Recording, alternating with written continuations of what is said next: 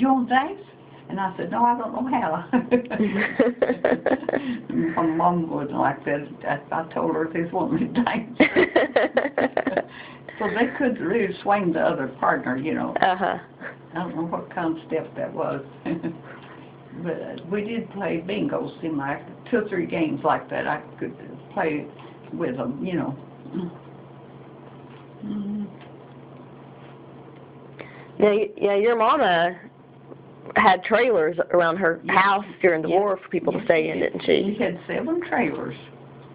And she rented, seemed like it was $2 a week. Things was different back then, you know. Mhm.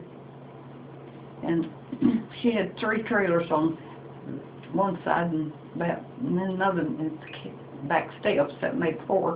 And then she had 3 up here kind of on the other side of the house. And Daddy had the driveway from New Rock put down the morning he passed away. He was out there and watching the man. He'd tell him for the porch, you know, so they wouldn't walk in the mud, and that way they'd have gravel driveway, you know. And so Daddy come in and he told Miss Smalley she was on the phone. So directly she hung up, and he said, "I'll just go and lay down." So they fixed my driveway now, and said, "I think I'll just lay down. I'm not feeling so good." And, you know, he passed away. Mama got started about a few minutes later. She'd been to the bank and paid our bills and things, and she went in there to see Daddy, give him back whatever money was left out of his government check, you know, VA check. And he'd already passed away. His eyes done set, Mama said. She said, "Jerome, here's your money now. I paid the light bill, and I paid this, and I paid that." And she said, he just stood up, and he just never moved or nothing. He just went to sleep, you know, that quick. But he'd been taking heart medicine, though, for several weeks and months. And that was, what, 1952? Was that around 1952 or 1953? Well, it was long in there, but yeah. I think, though, I was in Oak Ridge at them dates. I can't hardly remember just when I did, but I got back from Fort Bragg, North Carolina, and I was walking out through there.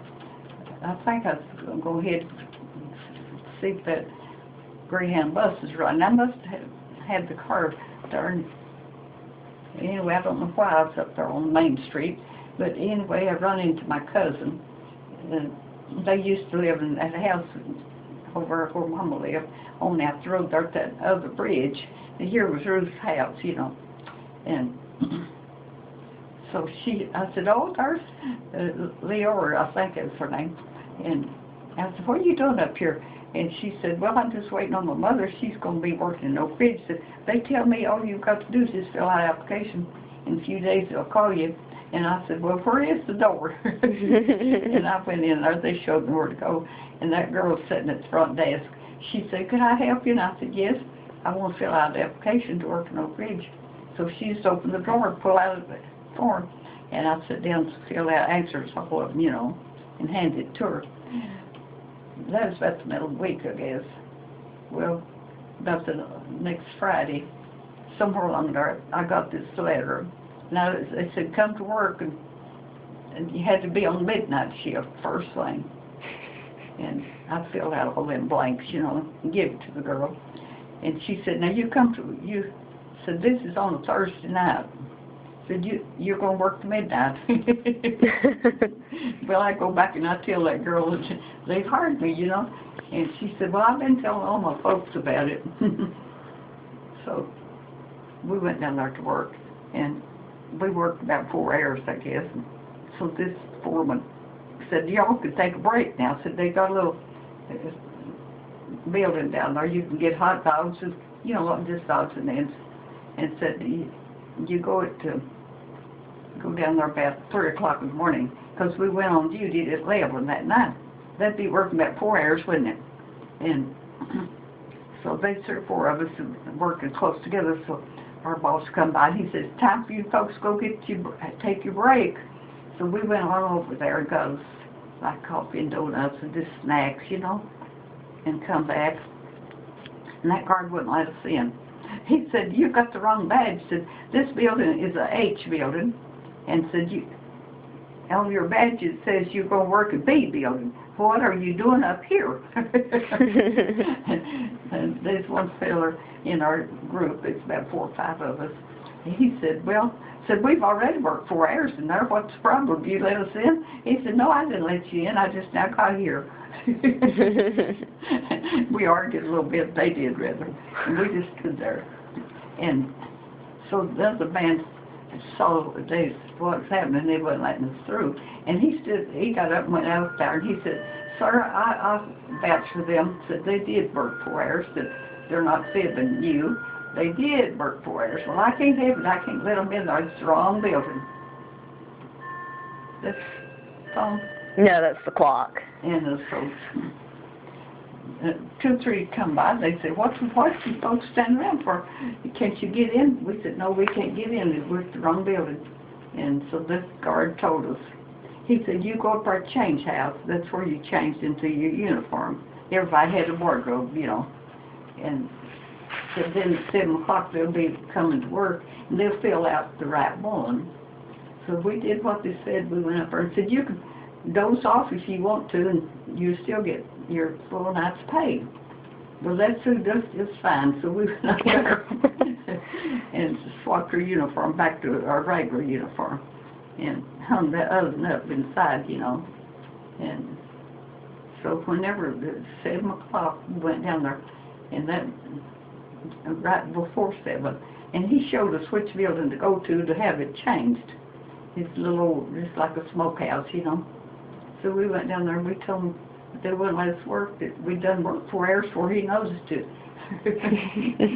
And so they fixed up our paper till we could get into work that night.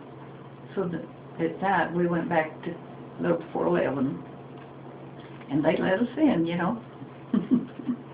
But that was funny. The very first night we was having a problem. Well, Mama got on. I told Mama, I said, they've got some older women down there working. You can look at them and see that they're older. And I said, they'll find something for you. And she said, okay. And so she wanted me to drive her someplace. And she is down the creek. Anyway,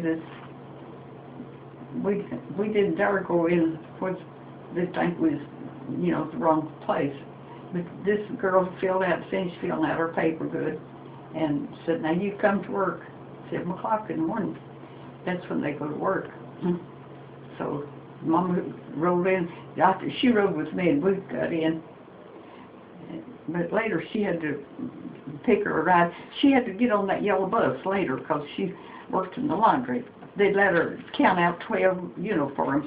And then you got a ticket, you know, you fill out the ticket, you know, my name's so-and-so and things like that. And then you toss it over into a barrel, and she'd do that for 7 hours, you know. She worked out a pretty good little bunch of money. But she had to go by herself. She couldn't ride with me because we went to work at 7, and she went to work at 9 o'clock in the morning. So that was good on her part, wasn't it? Yeah. Then she'd ride that 4 o'clock bus back to the courthouse. The hit road workers clear to La Follette. That's a long drive to go to work, wasn't it? Mhm. And so she'd be over there a little before 9 in the morning, so she'd grab that bus. And then she'd get home about 4 in the evening. And she just worked about 3. But that bus driver, he'd sit there all that time waiting for another one to come and get on, you know. And that's how they got their hours worked out. Well, Mom worked long enough till she got enough money to have a well dug. And then she wanted to buy some dishes that she always wanted, she said. She said, I'm going to work long enough to pay for that well being dug. And then well being dug and something else she was doing. I forgot what the other was. But she said, now as soon as I get that paid off, she said, I'm going to give it up, because she had to walk from the courthouse clear down there on the bridge, you know, on out. And that was kind of a long walk, and her in her 50s, wasn't it? Mhm. But the weather was pretty good at that time. And so she enjoyed working down there. And they slow about giving out the paychecks.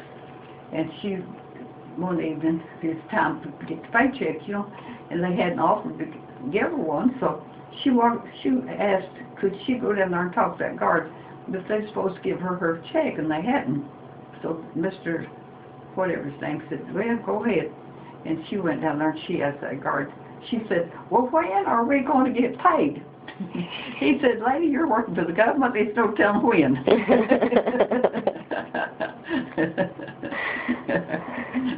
We tease Mama, you know. But she got impatient about it. Well, she would speak up, you know, that was good, wasn't it?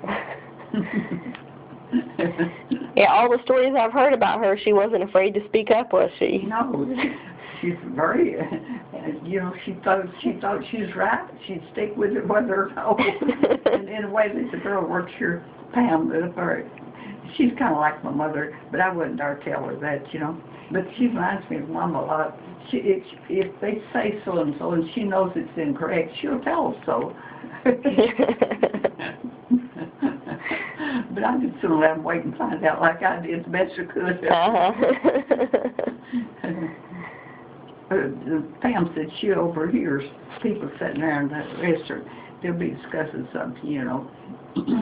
And they'll say, well, I wouldn't put up with it, you know. And that's about when she calls them down. She said, well, that's her business now. You just think you'll put up with it. She takes the lead, you know. Well, that's good that she's able to do that, isn't it? Mhm.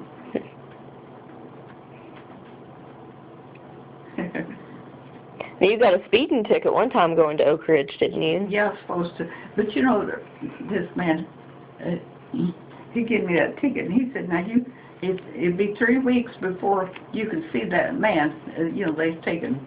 And he said, he's a good-looking sergeant. Said maybe he'll let you off the hook, something like that. And so I told Claudia, I said, now I've got 3 weeks to worry about this whole ticket deal. And I drove all the way to the parking lot, and I was getting out the door, and there stood that trooper right there, you know, at my doorknob. And he said, lady, what's your hurry? And I said, well, we've been to Gatlinburg, our bunch of ladies, and so we're just getting back on Sunday evening. That's our first shift back. Because they'd shut everything down, and there's 4 tracks of things, you know.